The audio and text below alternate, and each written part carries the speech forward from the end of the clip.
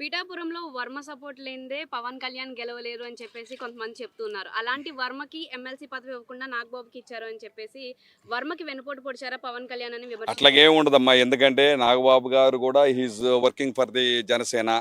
ప్రజారాజ్యంకి వాళ్ళ అన్నగారు మెగాస్టార్ చిరంజీవి గారితో ఈ సపోర్టెడ్ ఎలా తర్వాత పవన్ కళ్యాణ్ గారికి సపోర్ట్ చేశారు.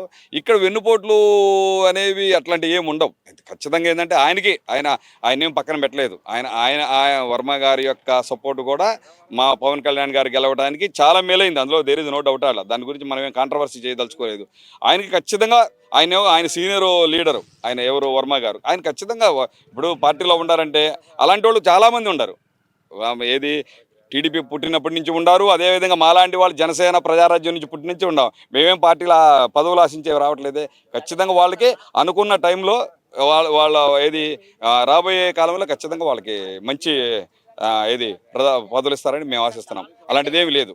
నాగబాబు గారికి ఎమ్మెల్సీ పదవి ఇవ్వడం అంటే వారసత్వ రాజు రాజకీయాలు మేము తప్పు పడతాం, అవి మంచివి కాదు అని చెప్పి పవన్ కళ్యాణ్ చెప్పారు కదా.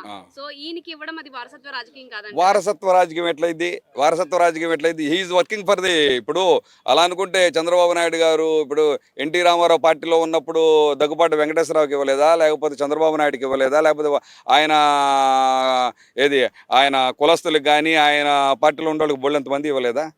అలాగే రాజశేఖర రెడ్డి గవర్నమెంట్లో ఉన్నప్పుడు జగన్మోహన్ రెడ్డి గవర్నమెంట్లో ఉన్నప్పుడు ఎంతమంది రెడ్లకి ఇవ్వలేదు? జగన్మోహన్ రెడ్డి ఎంతమంది రాజశేఖర రెడ్డి ఎంతమంది రెడ్లకి ఇవ్వలేదు?